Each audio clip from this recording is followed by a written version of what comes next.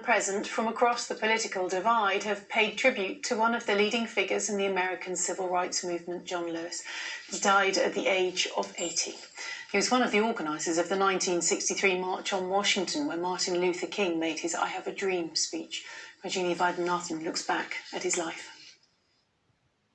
John Lewis dedicated his life to fighting racism.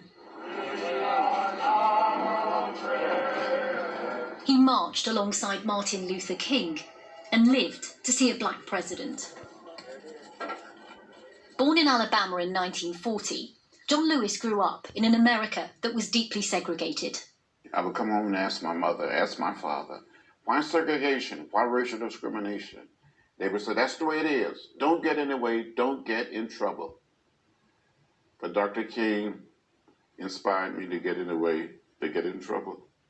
As a student activist, he became a close ally of Dr. Martin Luther King, fighting racial injustice with a message of non-violence. He took part in sit-ins against white-only lunch counters and was beaten by white mobs as he peacefully protested segregation on buses. You arrest me, you beat me, you throw me in jail. Well, what else can you do to me?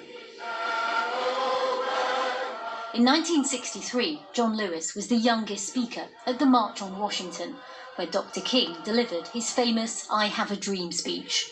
Looking out over that crowd, I saw hundreds and thousands of young people, fresh from the jails of the South, fresh from the struggle, the front line. There, we were ready, we were prepared to go back to the American South and fight the good fight. And so they did. 2 years later, marching for voting rights for African Americans. They walked from Selma to Montgomery, Alabama, You are ordered to disperse, where they were attacked by police. By the 50th anniversary of that march, John Lewis had become a politician, known as the conscience of the US Congress. It is a rare honor in this life to follow one of your heroes. And John Lewis is one of my heroes. And it was Barack Obama who awarded him the Presidential Medal of Freedom, America's highest civilian honor, when he was 70.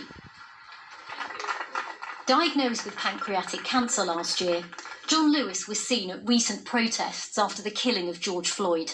We must keep the faith, keep our eyes on the prize. John Lewis lived through many chapters of the civil rights movement. His mantra was simple: never give up, never give in. John Lewis, who's died at the age of 80. OK, let's take a look at some of today's other news.